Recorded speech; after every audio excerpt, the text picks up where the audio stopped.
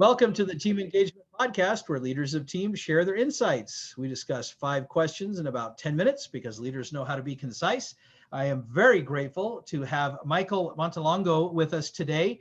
And Michael is an independent board director for a couple of different organizations, primarily the Larry H. Miller Management Corporation and a company called Conduent.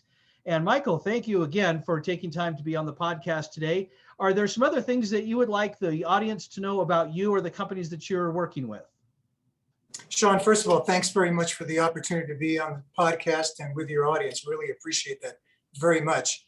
I guess what I would say to them is that I've had the good fortune of having worked in multiple careers. First in the military as an Army officer, then in the federal government as a presidential appointee, and then most recently in industry as a C-level executive and board member, as you had pointed out.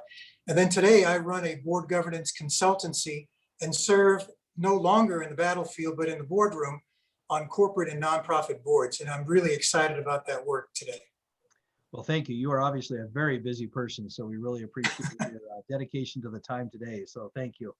Well, let's jump to the questions.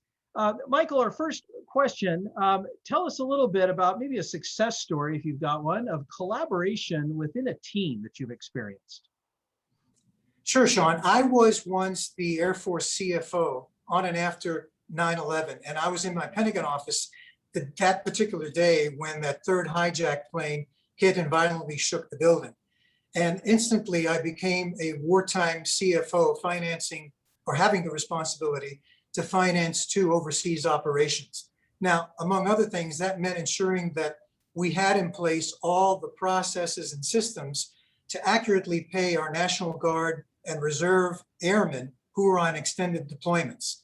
Now, in large organizations, and your audience will, I'm sure, attest to this, sometimes it's difficult in those kinds of large organizations like the Department of Defense to be able to do that on your own. You really have to rely on other functions to be able to do that. And in this instance, I needed my HR colleagues to pull this off. So we created a very strong cross-functional team, and we worked very closely together to knock down barriers, knock down silos, and get it done. Now, we obviously had quite a bit of motivation because we wanted to support our warfighters in the field and honor, of course, all those that perished on that particular day.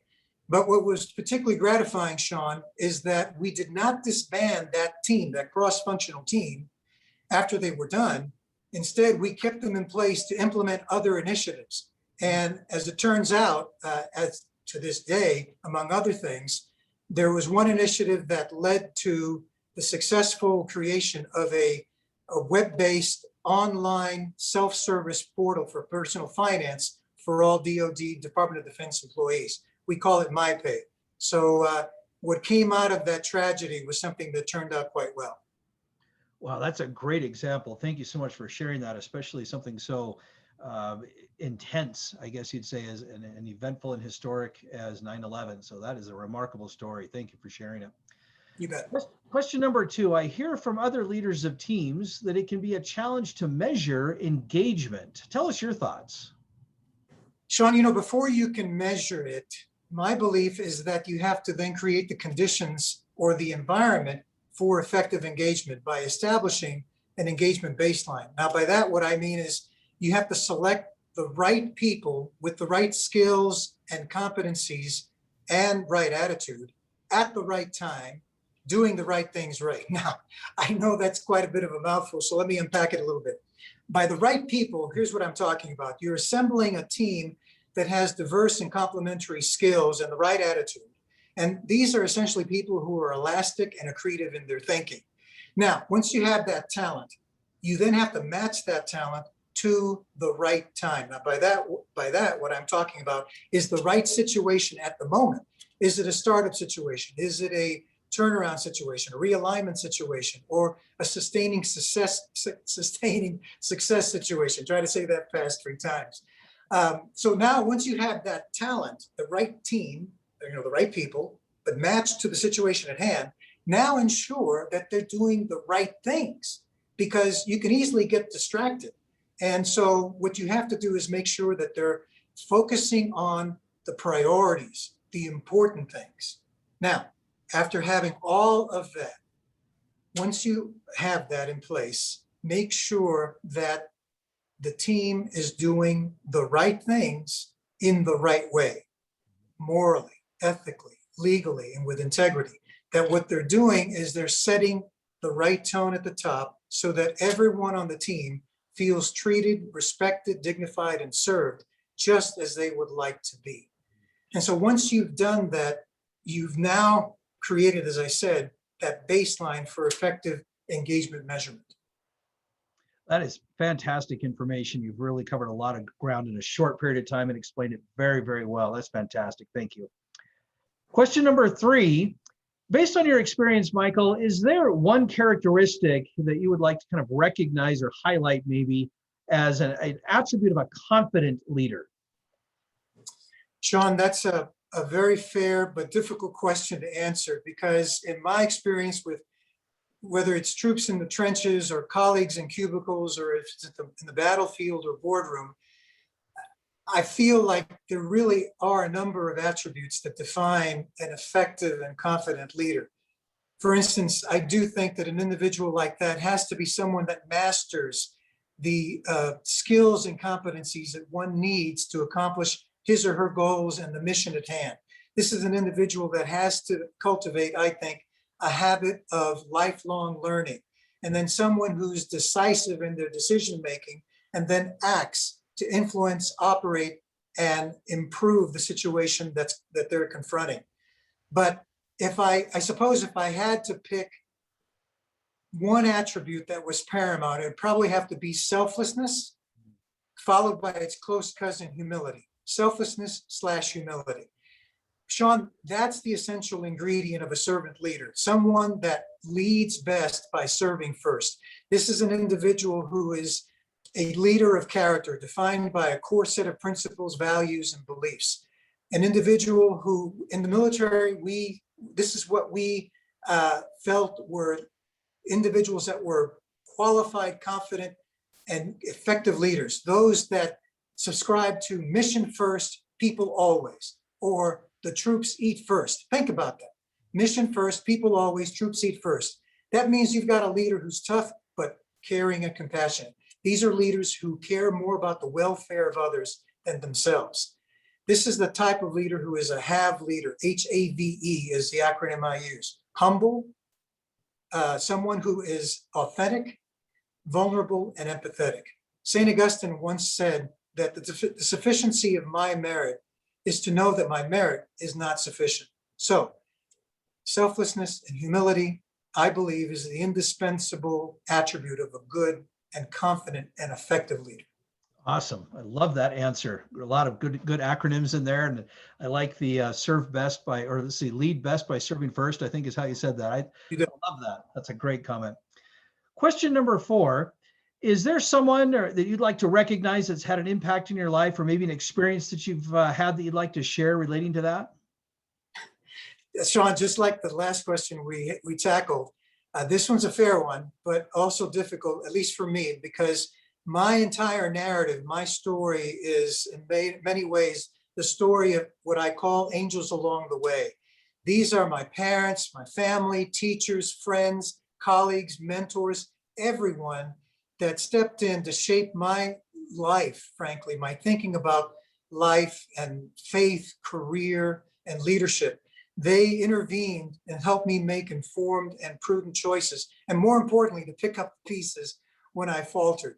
In many ways, these are folks that help steer me in the right direction. And as I was suggesting in the last response, they instilled in me that leading by serving ethic.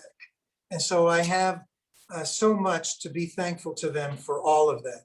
But again, I suppose if I had to choose one, and admittedly, I'm going to be biased in this, it would be my bride, because she is the accomplished palliative care chaplain, a true servant leader in my eyes. I mean, every day in her ministry, she is stirring souls, healing hearts, and touching lives. And for me, she has been doing that in spades for decades and continues to do that.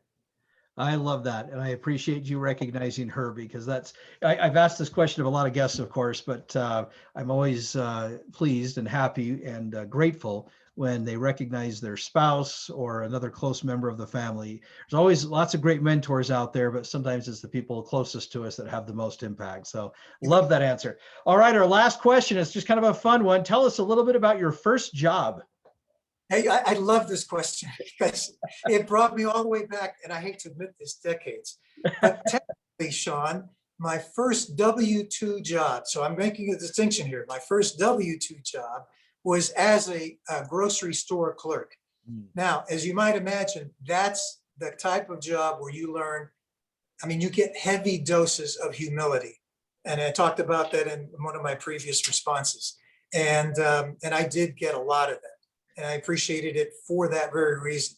But the job that I learned a great deal from, and I still, it really transcended time, was when I was a gig worker. Of all things, I was a gig worker back in, yes, decades ago, before that whole phenomenon became popular today.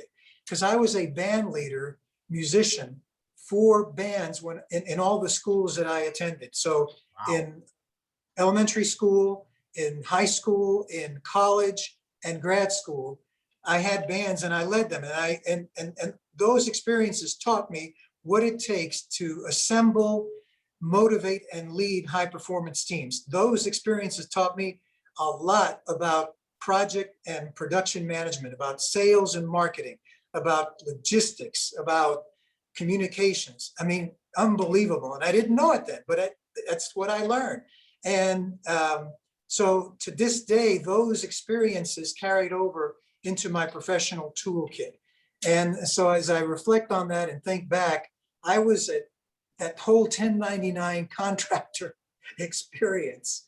I was basically a leader apprentice even before I attended West Point. So it's something that still, I thank you for asking the question, because it brought me all the way back to where it really all began. Well, it's always fun for me to ask the question, because I love hearing the energy from people's voices. Even the ones who said they hated their very first job, they still have a lot of energy. So it's great. Thank you so much. And Michael, thank you again for being on the podcast today. How can people find you? The best way, Sean, and thank you for asking that, is through my LinkedIn profile. Very easy to get to, and I do monitor that quite closely. Very good. And we'll make sure that we have that link in the printed version, as well as on the podcast episode video as well, so people can find you. So thank you so much. This is Sean Richards with the Team Engagement Podcast, where leaders of teams share their insights. For more ideas, you can go to teamengagementpodcast.com. Again, teamengagementpodcast.com. Thanks so much for joining us. Have a great day.